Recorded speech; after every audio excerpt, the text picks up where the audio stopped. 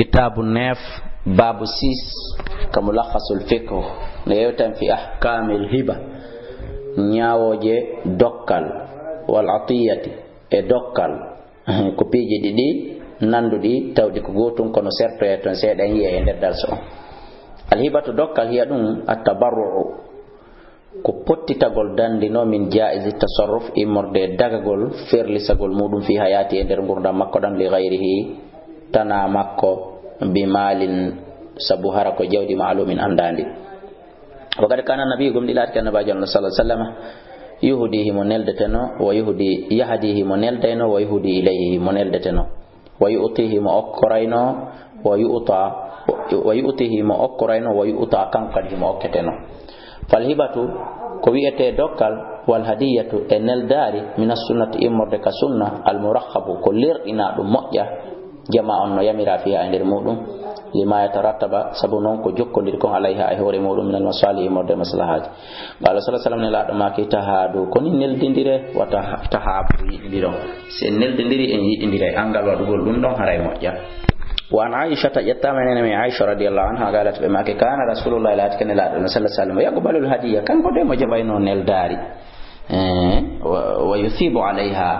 إمو يبينه كدي قطع هوري نلداري على قوي منلدي مكانه كدي إمو نلدي تينو مهم يبي تينو ملقوي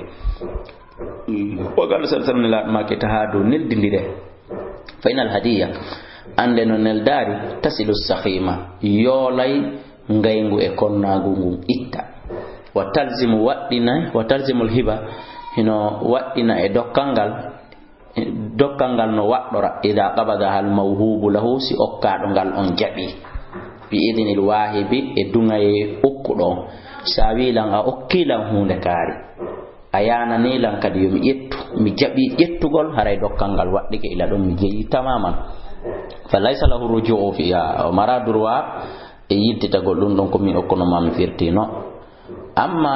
qabla al qabdi amma non adi jaɓugol dokkal ngal falahu ruju no wodani on tigi jaɓutugol minna mi okkima nde hunde arande ɗon en tant que aranalde miɗo wawma wiide ha komin okkono mami firti haray ɗum mi mara bakkatu simi heɓi hunde firtindela kono si woni ha a arani komi okkuma kon ma a jaɓi komi okkuma kon haray ɗum ɗon memitetake hande kadi بدليل حديث عائشة بدليل حديث نينمي عائشة رضي الله عنها أن أبا بكر وندن أبا بكر بابا ما بينها لها أكون بجذاد 20 كنتي كان نوغاي وسغان نحلها وأكون بجذادا كنتي 20 وسغان وسكوانغال نوغاي min malihi imorde jawdi makko bil aliya sabu aliya falamma marida ba ononi kanko abubakri qala o inni ya baniya kono e bibbe konto milatike ya baniya ya baniyati kayo jiwun an kayo biddo an debbo konto milatino ken haltuki harimi okkima juzadan kunto 20 wastan usku wangal nogay walau kunti tay alatino hazitihi hara jettino dum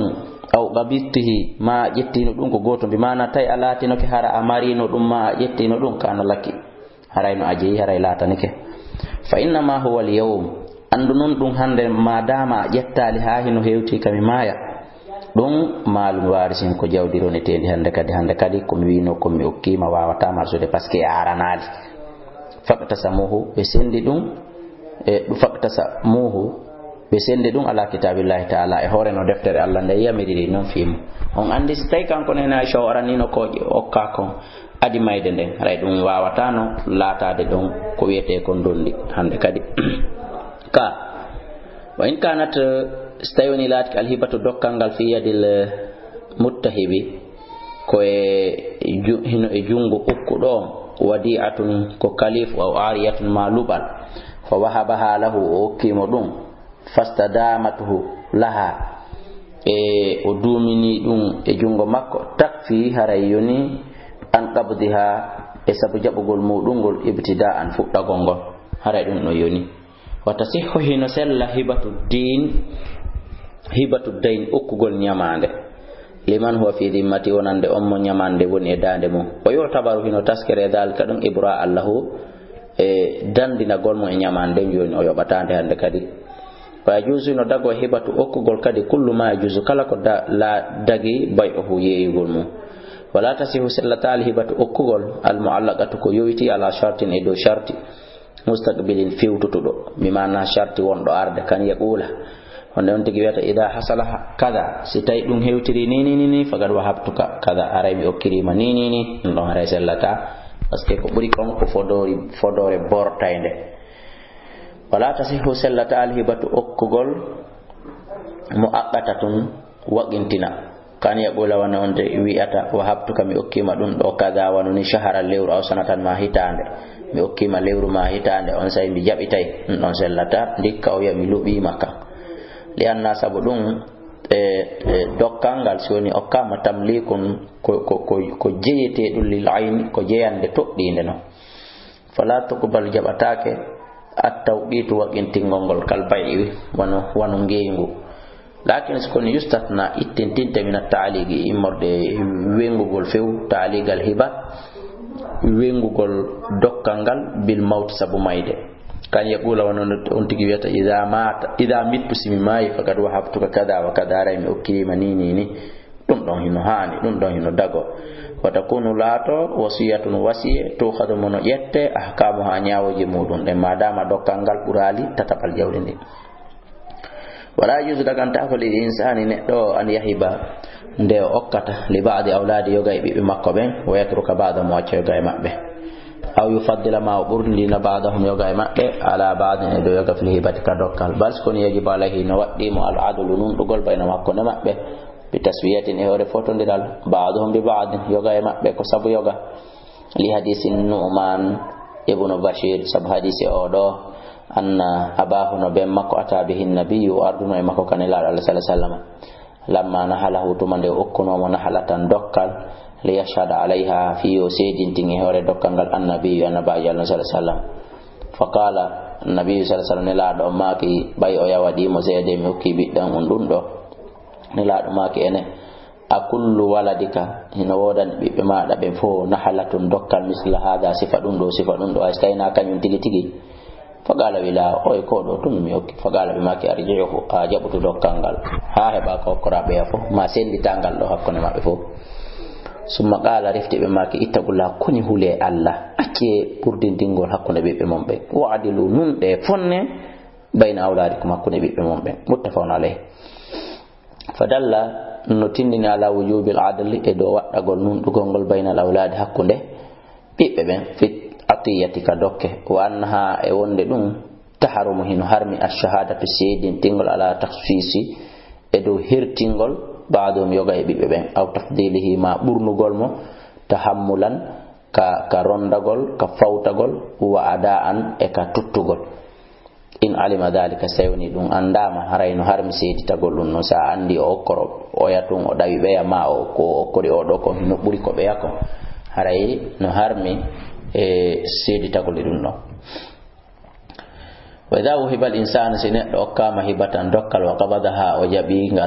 jabingal al mawhubu lahu okka do ngal on wa idha wahabal insanu sinaddo okki hibatan dokkal wa qabadaha jabi dokkal al mawhubu lahu okka do ngal on harram alayhi haray harmi hore makko kanko okkudo arruju jabitugol yiltitagol fiha e dokkal ngal wa suhbuha e jattugol dokkangal min ho immorde mo okkiyo li hadisi ibn abbas marfu'an ila armake al-aid rutti do fihi bati e dokkangal o okki o rutti o jabiti kalbi harahi mo waywa bariru yaqiu hindu tuta hagayna thumma yaudu fi qayyi hindu yilti to kadi turre mayron kadi no nyama wonde bariji no wada dum bariru wadiri donc ko kaani ko nyiddi ko sobi ko non kanko kadi hoy fadalla hada dum do no tindini ala tahrimi ruju'i harmugol yittakol fes fil hibati dokkangal illa ma istithnahu shari'u sonara ko gonko sharia ittintini wa wadum al abu ko babaji si okki ko mi okki ma finkari ma mi okki ma galotowal ma mi okki ma de deftere falaw no dan man yarji ande rutoto o jabita fi ma wahabahu e konko okki dulli waladi bi makko be babaji si okki ɓiɗɗo mum selli kañum ka jaɓita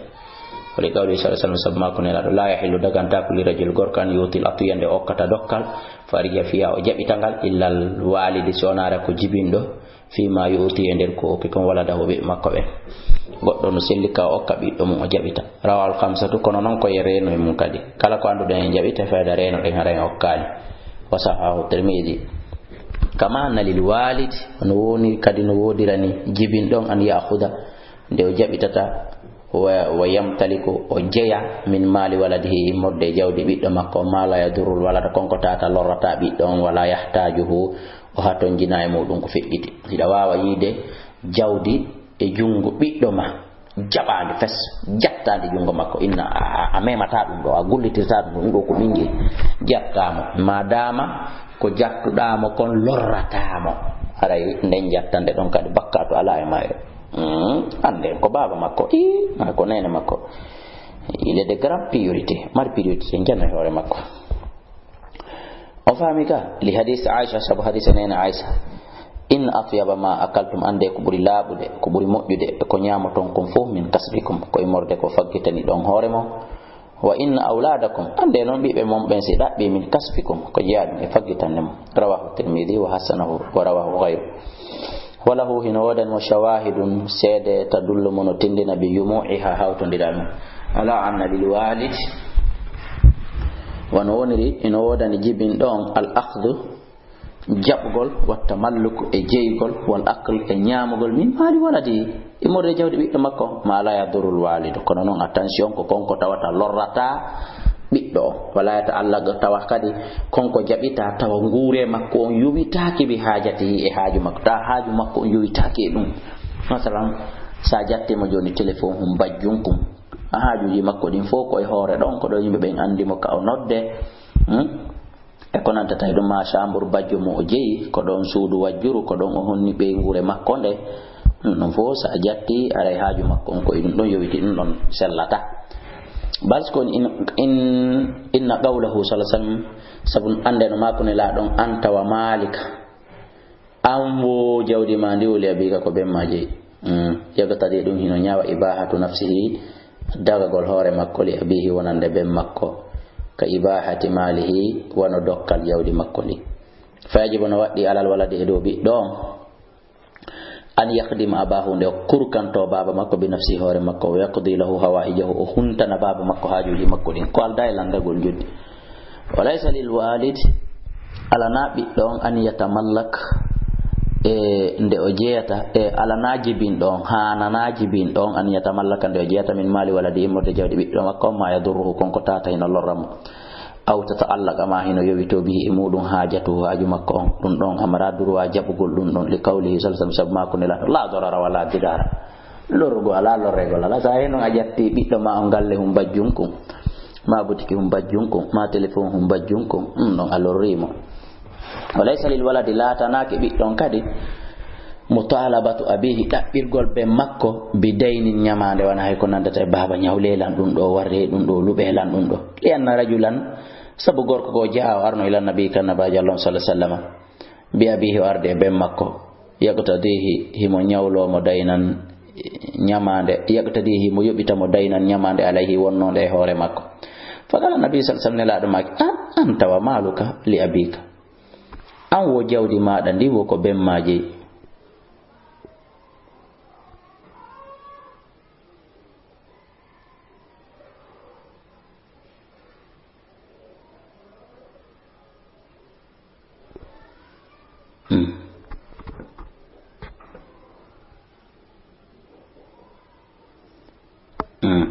fadalla ɗum ɗo hino tindini ala fadalla no tindini ala annahu e dow ɗum ɗo e dow wonde koni la yahiɓɓu lil waladi hanana ɓiɗɗo on mutalabatu ƴantugol ko ƴantugol nani wona ɗaɓɓirgol ko minni dow to ko ɗaɓɓirgol ɓen mum ñamande no na ɗum ko ƴantugol ɓen mum ñamande si bamma ñawlike ma amara droit ƴantugol so yoɓima so yoɓal ko jeeyo ñaami merde ko wiwɗen ko ƴantugol on acce hakke yiltito ɗon dow sanson minni dow ko ɗaɓɓirgol ɓen mum ñamande no ko ƴantugol ɓen mum لأنه سبكوني لا يحب حاننا للولد مطالبة والده ينتقل جيبين بمو بيوم مكو ما بين مكو دارو ينتا بيدين يمان ساتينا نبي لا دما كينو أنت ومالك لأبيك أو يودي ما فوق با ماجي فوق نين ماجي ورقال الله تعالى قم دي الله دالك دوا بالوالدين إحسانا يوم مون ebe mo moƴƴe e maɓɓe kala no mo joɗɗinɗa ñaawore fi ñamande ma sokkuɗa fi ñamande ma wullitiɗa hoore mum fi ñamande ma wirtuɗa fi ñamande haray a moƴƴike makko fa amara subhanahu allah teɗutowo ɗo hino yamiri bil ihsani moƴƴagol ilal walidain faade jibiɓe ɓen wa min al ihsani hino jeeyano e moƴƴagol ilayhima faade maɓɓe adami wasegol mutalabatihima ƴantugol ɓe bil haqqi haqqe ñamande durwa alladi on alayhima wonɗo e hoore maɓɓe tawalil walade ko wonande ɓiɗɗo maɓɓe on ɓe ƴetti e jungo mum ma ada nafaqatal wajiba ma haranom ko alda e dépense waɗɗi ɗon alal walidi e hoore jibinɗo on falil walade haray ɗon no wodani ɓiɗɗo on durwa mutalabatahu ɗaɓɓugol ƴantugol dépense on ƴantugol bam makko biha dépense on fi hon li darurati hifzihi sabu lorra renagol makko daɗugol hifzu nafsi renugol wonki makko ki masalan bemmaɗi ɓe duwa ma yoɓande ɗin ka lekkol ɓe duwana ma jonnude ɗin ittirgol kooƴe madama terminali duuɓi 15 ɗum ɗo a ƴantay baba ma si gasali a ñaaway baba ma a wullitoto baba ma ka famille on ɗum ɗon a mara bakkato ida kana alwaladu silatike ɓiɗɗon yo'ojisu himo ronki o wawana hoore makko anil kasabi ga e faggitagol sabu ronkungol timmingol duuɓi 15 taw ma sabu tawgol timma haqqille ma timma cellal wali gawli sallallahu alaihi wasallam sabu makko ne laado li hindi wonande hindi khudi ma yukfiki yaw yetta e morde jawdi modi mani kala ko anduda waawete yonande wo waladiki e bibbe maada be bil ma'ruf no mojjir bi mana ko alda jettugol feccintina wal hadiya nel dari nin tadhhabul hiqd ndi nabay fes ko wiete ko ngay mo gondi itta hakkunde julbe ben wa tajlibul muhibba ndi tabintina ndi dagina ko wiete ko giggol yidindiral ha pullo futa tigi wi e ka goro humma yaari wogo gere humma irata don ka ko pular rabangal ndi gawli sallallahu alaihi wasallam ma ko ne la ma keta du neldindire fa innal hadaya ande neldaje den tadhabu de nabay e waharu sudur mone bodejo coy wonnodo ka der berde staya neldi lando mi abdullah kala goddum yejitantama wona woni min abdullah kala kadsim neldi ma goddum yejitantala wala yan baqi hana raddul hadi jonnutugol neldari ko en dalla tas defan dari ko kari neldi la nattuto jonnuto mum fala ka dum do dum sella dum dagake watu sannu hino sunnina kadi al ithabata yubugol neldu don alayha ay hore ko neldi ko masalan sa neldi lan do kopi hun tew kosan mi watta don kopi hun tew putehoy ma fo nyehal ma mangoy ma tiga hoy ko sunna nano waddi de kono sunna no labaha ma ko lemne mi watta ma der ton li anna sallallahu alaihi wasallam ma ko nelado kana o latike yukbilul hadiya himo jabay non neldari mo ya kanko so neldama yo fibo alaya himo yobayno kadi neldudo mo ni yobugol ko fanda do ko wona wigol ko hinum yobitima ko addanda lan ko jabudo natte to nabe do jonto mo wara min kadi ko coggu mum on ni nani no nange ngo haldudo wona wattugol haldudo yobugol gol do ale goy be mana ko français be wiata kon ko récompense gol wadalika dum min